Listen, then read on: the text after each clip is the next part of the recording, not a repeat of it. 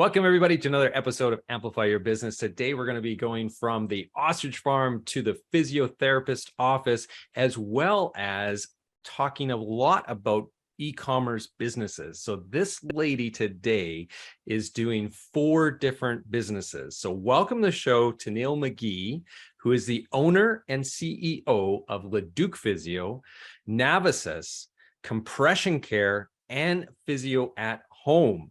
I just don't understand how you even found any time to talk to us today. So this is incredible, Tenielle. Welcome to the show. Thank you for having me. Happy to be here. Excellent. So we're going to get into all these businesses and your backstory in terms of the entrepreneurship, but let's first start with a question I'd like to ask everybody. And then in your opinion, what are 3 things that every entrepreneur needs to know as they start their business or as they're in the middle of their business or pivoting their business, whatever that case is going to be? Just give us 3 great tips that businesses should know. Okay. Number 1 is entrepreneurship is a tidal wave. You're going to have some really awesome days, and the next day something terrible is going to happen. And so you can't control this. This is the way it goes. And so it's just learning to be able to navigate and to celebrate the wins, but to take all of those downfalls as learning experiences and try to build up from that. I would say that's number 1. Number 2, processes and policies, have them in place, have all of that boring stuff in place so that there's always an answer and there's always something to go back to. And the third thing I'd say is to have a peer group, get yourself a group or a peer group of some kind where you can bounce ideas off. It's really important to be surrounded with people who are doing the same thing as you, because your friends won't understand why you can't make it to dinner tonight and your family's going to be scared for you. So you need, peers that are kind of doing the same thing. That's what I'd say. Yeah, those are really great tips. And I am going to definitely circle back to the processes one, because there is no way you are not a process queen if you're managing 4 different businesses. And before we hit the record button, you also mentioned to me that you have 2 young children as well. Yes, I do. Yeah. Yeah. I guess it goes back to that adage, right? If you want something done, give it to the person that's the busiest person around, because they get shit done, and you must be really just efficient with your time. So that's really incredible. That's right. Yeah. Efficiency is very important as well. Yeah. And get up and get it started. Yeah, clearly. Yeah. So we're recording this right now at 8 a.m. And I think you said you've already seen 3 clients already today. I have. Yeah. Yeah. So early morning starts to cram everything in. It's incredible. Yeah. So give me a little bit of the backstory on these 4 businesses that you find yourself with right now. Did you start them all at once, or has this been something that has been evolving? Give us the backstory. Sure. So the backstory is I went to university really early. I was actually working as a physiotherapist when I was 21. And so when I was in my early 20s, I would work all these hours, and I would work 7 a.m. till 8 p.m. And then I would take time off and I would go travel, and I'd spend every dollar I have and came back. Awesome. So when I turned 25, my dad said, that's enough. You need to own a house. It's time for you to learn how to, budget and do these things. And so that was good. That kind of got me on a better path where I wasn't, I would work hard, play hard, but I didn't know how to save anything or do anything. So I purchased a house. And then by 2008, I purchased my first business. And then, within the first 5 years of that, I had 2 kids. So I literally took between 10 and 14 days off of work and came back to work and continued to work through there. Wow. So that's been, all of that has happened.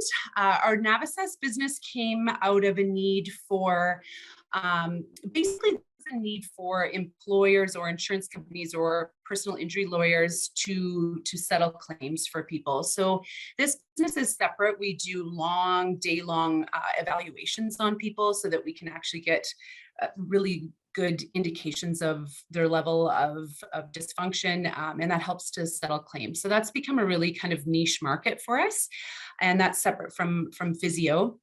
And our e-commerce businesses came out of the pandemic. They're 100% pandemic babies. I didn't even consider e-commerce until that had happened. We closed on a Friday. By Monday, we had reopened online, but I realized most people didn't have access to the right equipment that they needed, or, it was very difficult. First time on Zoom trying to do physio and figuring out, figuring it out for everybody. And just talking to that peer support group of all the other people that we were all trying to do this at the same time. And I don't think any of us were really all that good at that. But once we got it going and we figured out how to do that, then it was more like, okay, people need access to equipment and they really need to be able to use programs at home and all of that. And what we discovered over the months of us doing physio at home online was that people, if they did it themselves, they were actually quite successful and they really didn't necessarily need us to touch them. So it was kind of a really neat revelation that happened. And so that's kind of transpired into this e-commerce business now.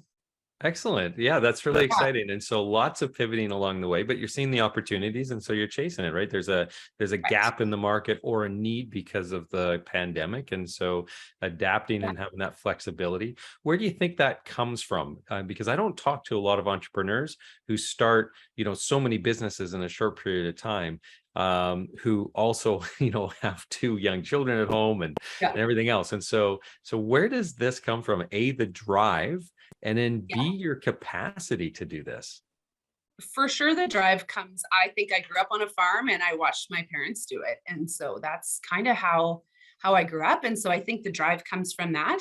I'm also a lifelong learner. So I'm somebody who's like, okay, Shopify, what is that? You know what? I'm going to watch YouTube for 47 hours, figure it out, and it's so exciting for me that way. And so I think, while other people get a pat or they feel relaxing from watching Netflix, I would rather be learning something. And so I might as well learn something that I can make money at. Yeah, that's a great attribute to have. Yeah, that's fantastic. I love the lifelong learning aspect. I too just really am passionate about that. But I also really love Netflix. So there's a little bit of a time suck vortex there for myself. Now, when it comes to like at the beginning, I had mentioned from ostrich farm to this business entrepreneur, and so that was what we were teasing in, is the fact that you grew up on a farm just like myself. And we talked before we hit the record button just about how that has created a lot of tolerance in your life for change and for uncertainty and so on. Can you speak to me a little bit more about that? Yeah, absolutely. I just had a conversation in one of my peer groups a week ago or so, and we talked about managing fear because it's really one of the big things that we all live with as entrepreneurs. What keeps you up at night, what all of those things. And through all of that, I realized I was like, not a lot of things keep me up at night. I mean, I kind of have the attitude that I've been through worse and I'm probably going to get through this. And I think that really stems back to watching my dad do that pivot, try all these different things. And it was so exciting to watch him do it. And I was like, what's the worst that can happen? I think sometimes we make these stories in our head all the time and we create these stories, and that's where that fear comes from. But if we eliminate those stories and we just take it as it is, and we kind of live more in, it's really not going to be that bad. I think we're able to get through things a little bit more. And then we can see the vision and the clarity of, hey, what if I tried this? So what if it doesn't work? At least I tried. And if it doesn't work, at least I'll learn something. Yeah. Now, one of the things that I've really worked on over the last few years for myself is really having that positive mindset. It sounds like you have it. It sounds like this maybe is something that was a little bit more natural for you.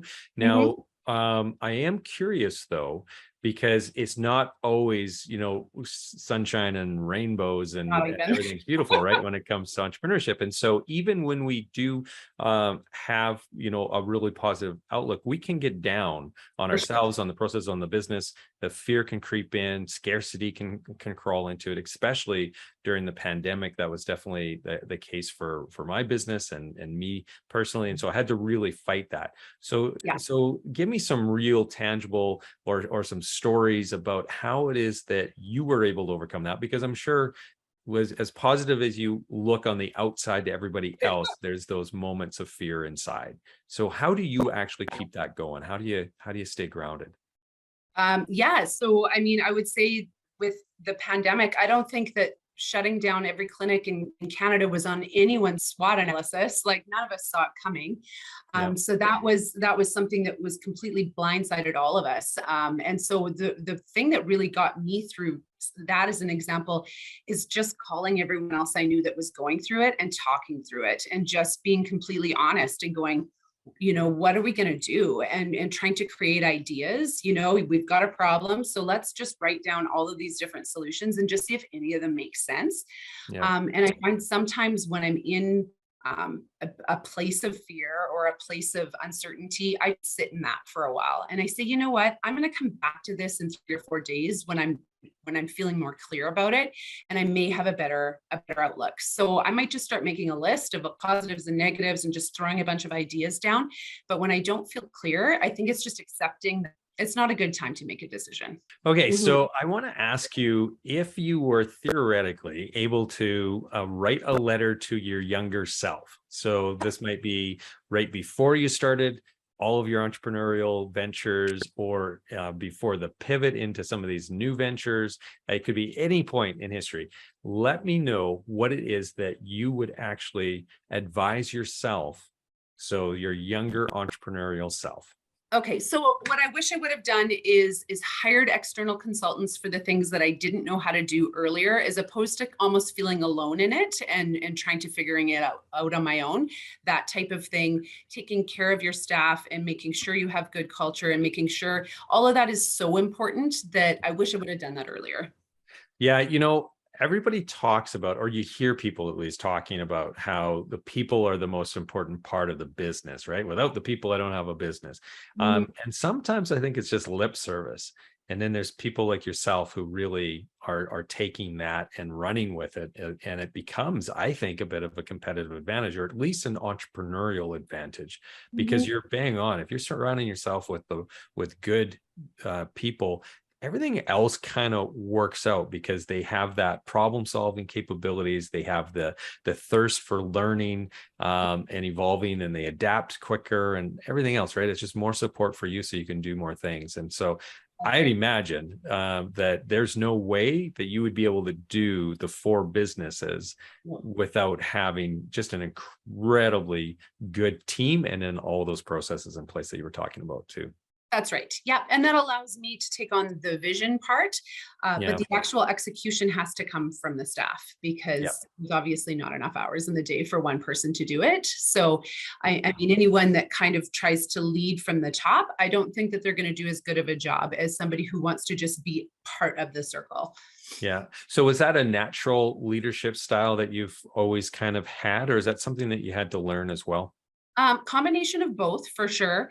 I did a lot of work in leadership, and so I've definitely learned about it. But I think I naturally like to be friends with people, and I naturally am not somebody that necessarily gets along with somebody who has ego, right? I like to be appear to most people. So I think that part was natural for me.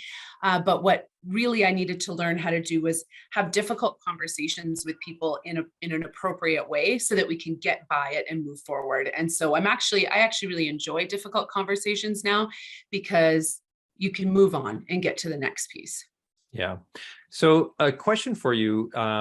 Here's another theoretical. If we were to, somehow gift you $1 million at either the beginning of your business, or maybe when you were about to pivot, what would you have done with it? What would you have done differently, I guess, within your business if you had an infusion of cash early on?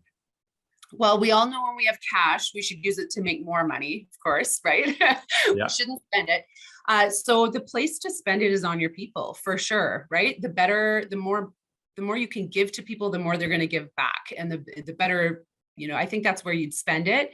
Right now, at the beginning, if I had $1 million, I would have bought a building. That would have been something that Mm. if I had that capital, I would have done that, because that would have been something that I would have done, as opposed to leasing. But now I wouldn't buy a building; I'd actually buy inventory. So I would use it that way to now build the Physio at Home brand. So I would do a combination of both of those things, but with the overall impression that money needs to make money. Yeah, yeah, totally. Yeah. So what has been the biggest challenge for you to shift from a service business? Well, not Yeah. shift, I guess, but add on then a product business, an online product business. What has been the biggest challenges that you faced there? I know nothing about it. Be honest. I Well, go just on. You have those okay. 47 hours on YouTube that you're a Shopify expert now. Yeah, yeah, pretty much.